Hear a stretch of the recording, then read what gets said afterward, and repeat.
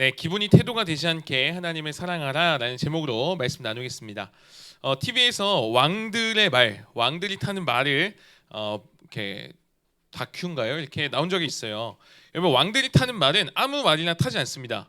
일단은 사우디아라비아 출신의 말들을 일단 골라요. 1차적으로 고르고 테스트를 한답니다. 테스트를 하는데 말의 근력을 보고 말의 족보, 어떤 이제 속도로 달렸던 그 조상이 있는 그런 말인가 족보도 보고 달리기 속도도 보고, 그리고 제일 마지막에 보는 이제 코스가 있는데, 마지막 코스 이게 뭐냐면 말이 막 달려가다가 휘슬을 딱 불면은 멈추게 하는 훈련, 요거를 잘하는 말을 정한대요. 거기까지 마스터하고 나서 이제 선별이 됐잖아요.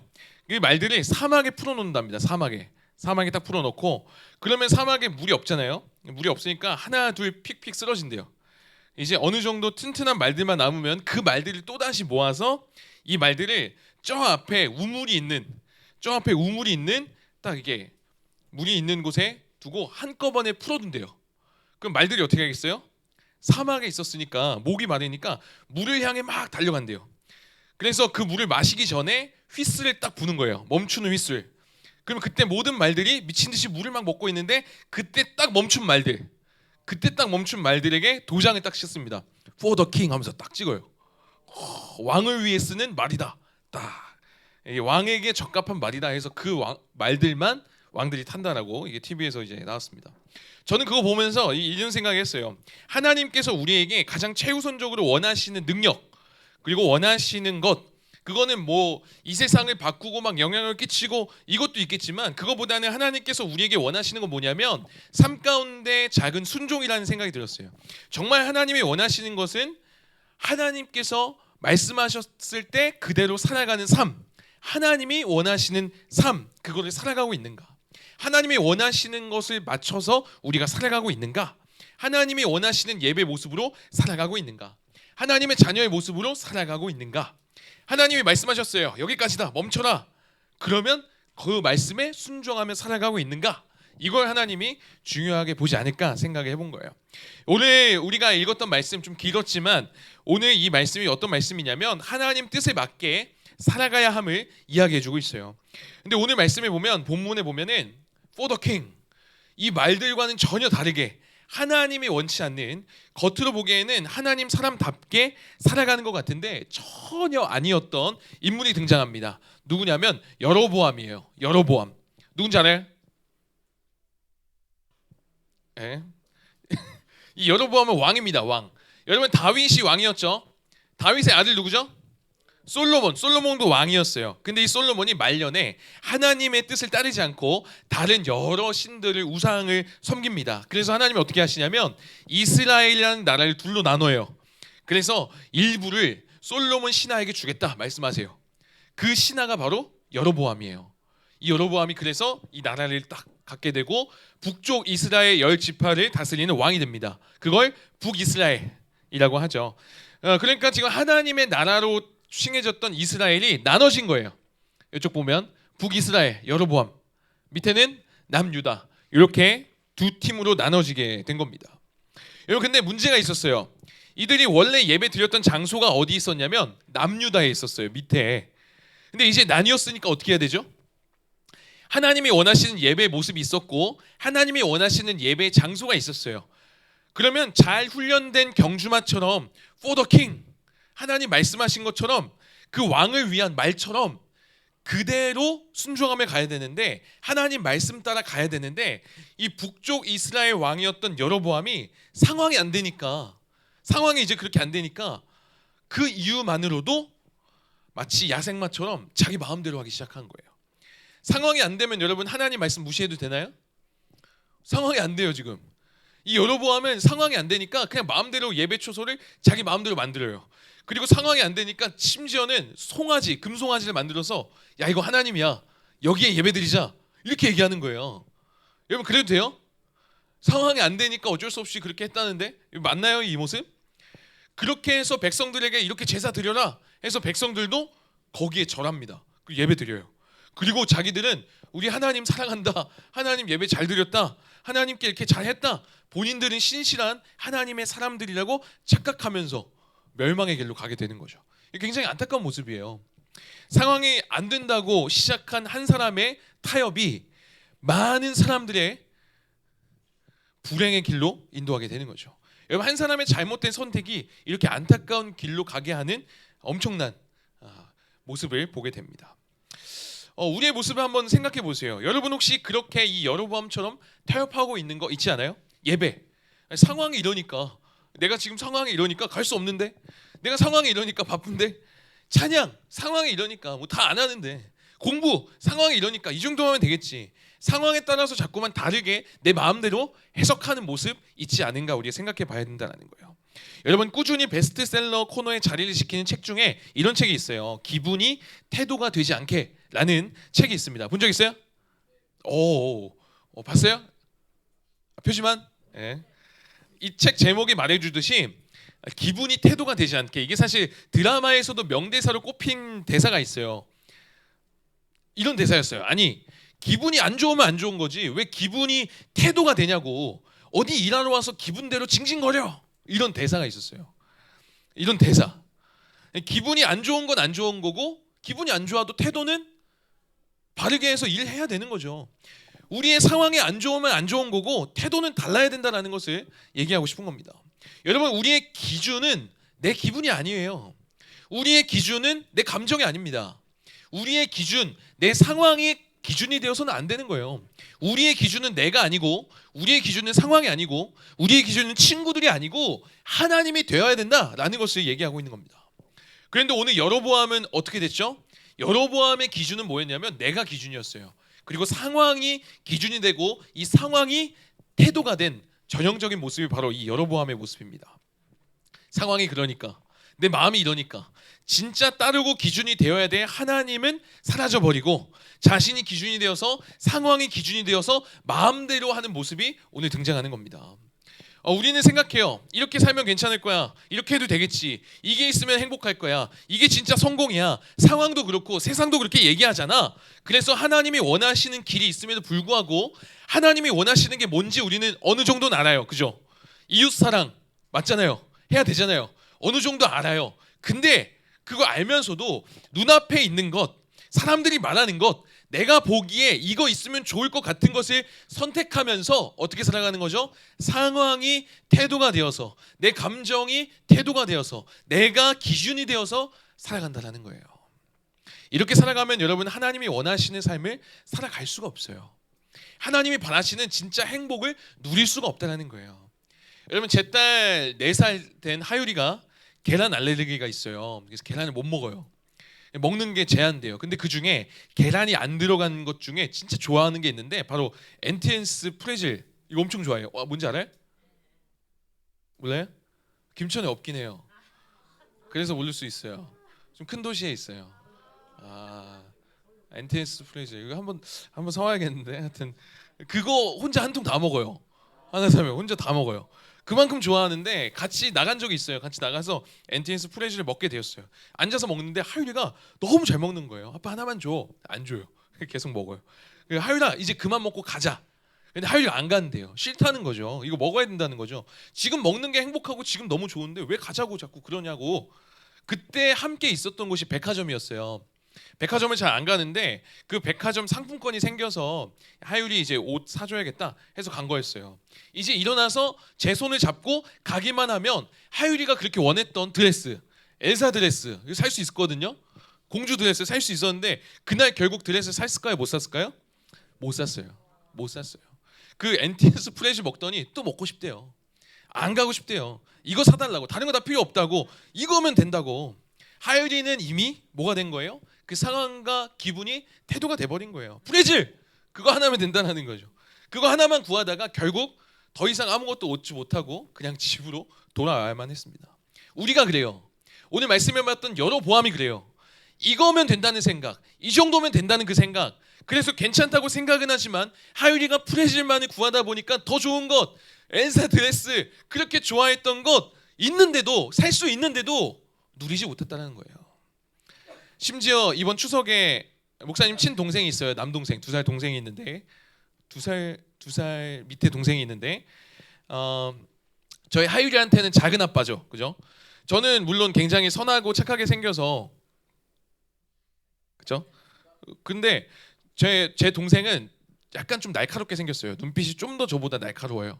약간 그 소지섭 알아요? 소지섭 눈이에요. 약간 좀 이렇게 날카롭고 좀 더 마르고 저보다 약간 이렇게 몸도 좋고 막 그렇거든요. 그러니까 하율이가 약간 무서워해요. 그래서 작은 아빠 앞에만 가면 그게 얼어요. 그러다가 마트 간다니까 좋아서 또 따라갔어요. 근데 작은 아빠가 제 동생이 저보다 조금 돈을 잘 벌어요. 저는 모닝 타고 다니는데 제 동생은 막 그 좋은 차 타고 다니거든요. 예. 하여튼 그래서 장난감 코너에 가서 하율이한테 얘기하는 거예요. 뭐 사고 싶냐고. 사고 싶은 거 다 고르라고. 사주겠다고. 그때 하율이가 고른 게 이거였어요. 하율이가 고른 게 이거였어요.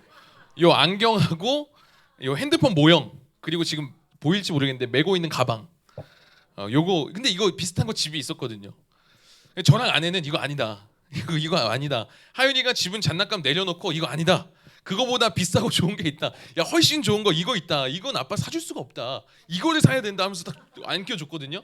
캐치 티니핑 그 노래가 수록된 심지어 그 영어로 된 영어 학습까지 가능한 거.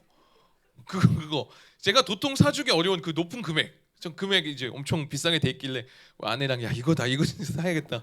하윤아 너한테 이게 딱이다 최고다 그랬는데 결국 하윤이가 뭘 골랐을까요? 고집스럽게 그 장난감 그 안경하고 핸드폰 모형 요거 그냥 추구하다가 끝났어요. 이거 구하다가 결국에 못 산 거죠. 다신 살 수 없어요. 제 돈을 모아서 살 수가 없어요. 이거 안경이랑 이거랑 가방이랑 고작 2만 원밖에 안 해요. 정말 너무 아쉬웠어요. 그 작은 얼마 안 되는 거 선택한다고 이 좋은 거를 포기할 수 있나? 근데 지나고 나니까 그럴 수 있겠다 싶어요. 왜냐하면 하윤이는 잘 모르니까요. 이게 좋은 건지 이게 좋은 건지 잘 모르는 거예요. 근데 그러다가 망한 인물이 오늘 우리가 보는 여로보암이라는 거예요. 사랑하는 여러분, 여러분의 선택의 기준은 뭐죠? 여러분의 선택의 기준은 상황인가요? 아니면 여러분의 기분인가요? 여러분의 감정인가요? 우리의 기준은 하나님이 되어야 된다는 거예요. 상황이 그렇다 한들 기분이 그렇다 한들 하나님이 원하시는 것을 선택하며 순종하는 삶 이게 진짜 행복으로 갈 수 있는 길이다라는 거예요. 이게 진짜 하나님이 원하시는 삶이고 우리 모두가 행복할 수 있는 삶임을 여러분 믿으시기 바랍니다. 여러분 여로보암과 다르게 정말 바르게 진짜 행복의 삶을 살았던 사람이 비교돼서 여기 본문에 나오거든요.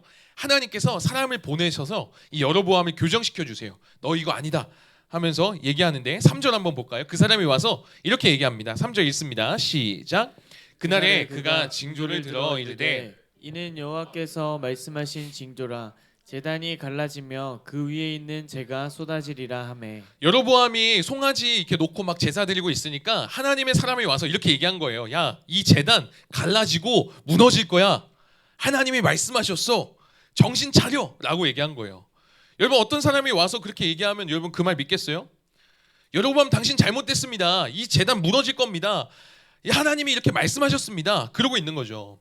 그렇게 막 예배드리고 있는데 옆에서 막 그렇게 방해하니까 여로보암이 이렇게 반응을 합니다. 4절도 한번 읽어볼까요? 시작.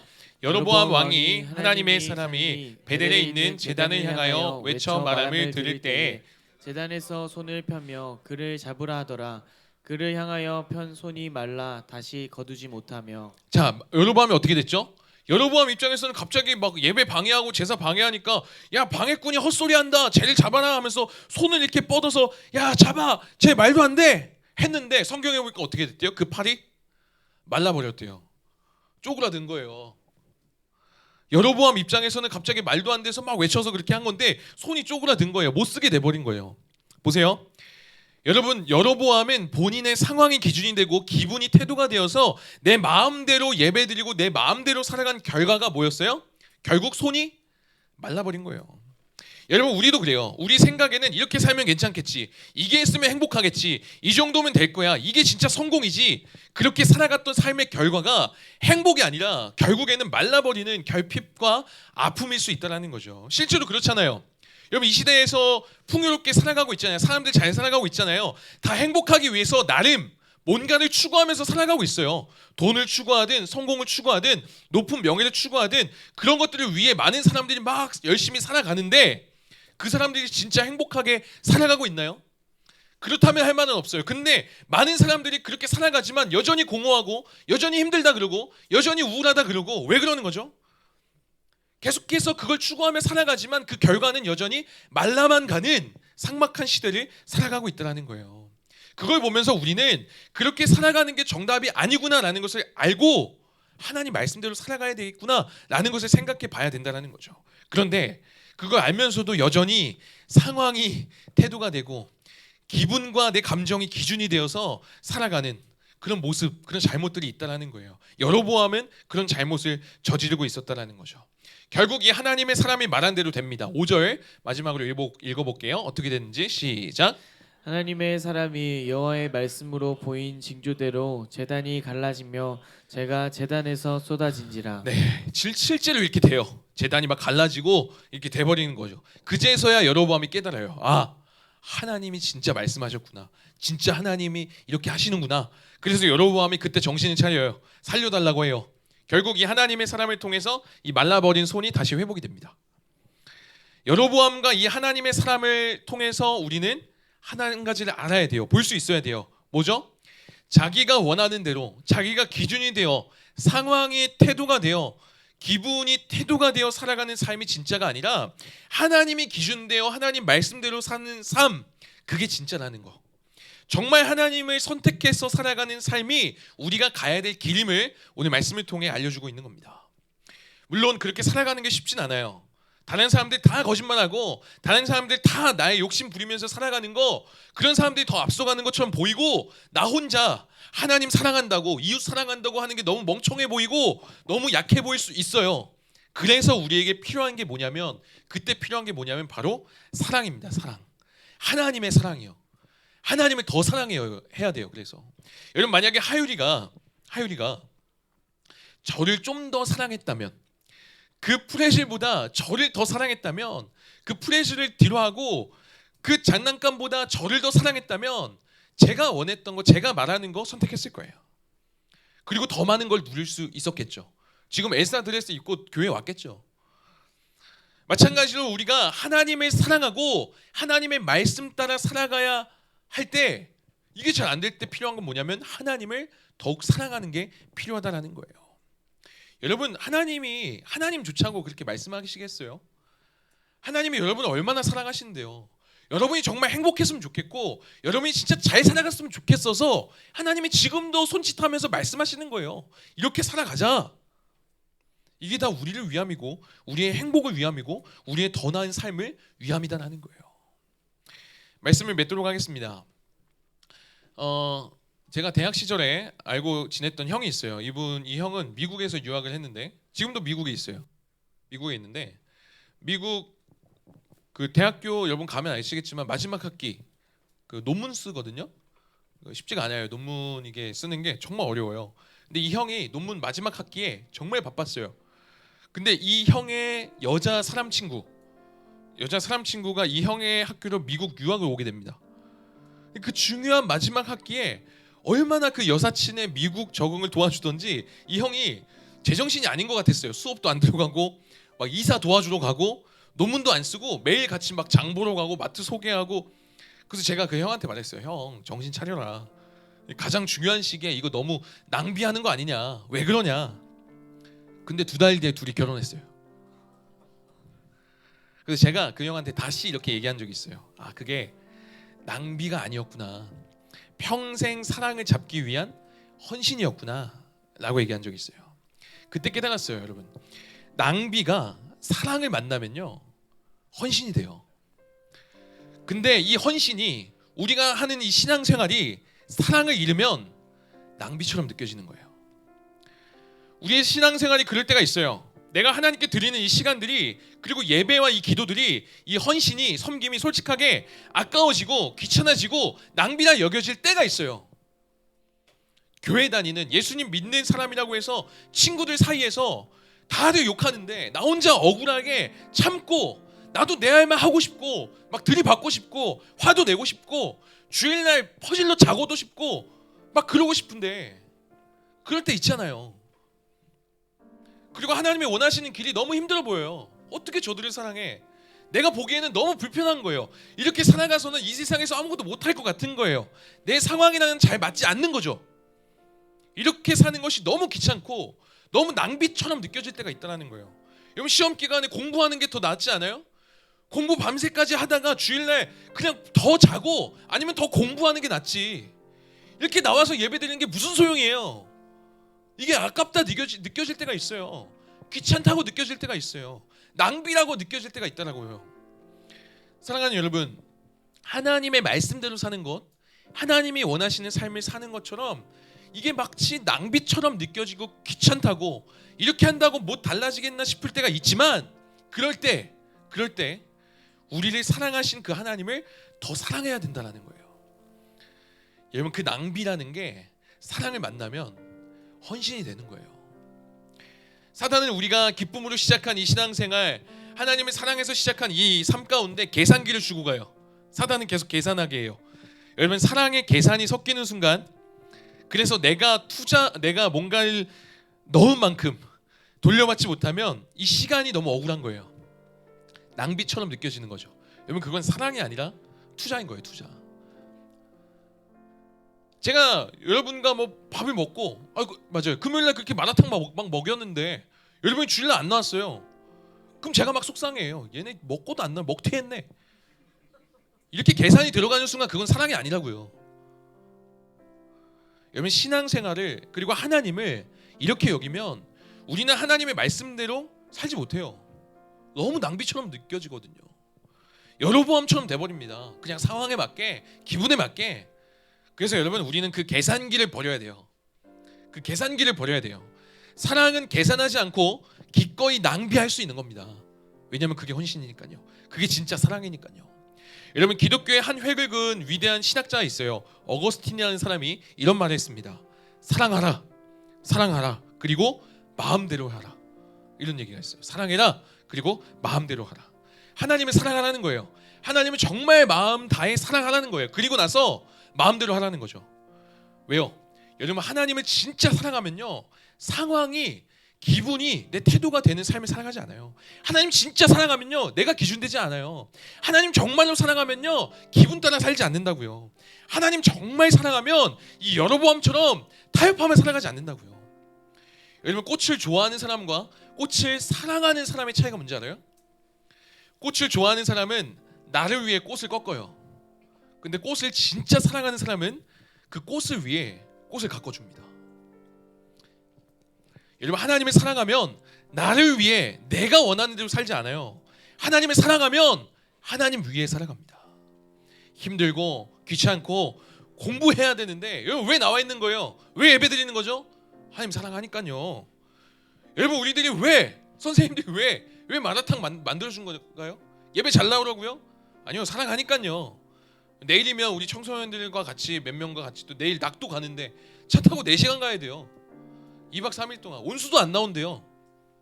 왜 가요? 사랑하니까요. 물론 숙소 다른 데 잡으려고 지금 하고 있어요.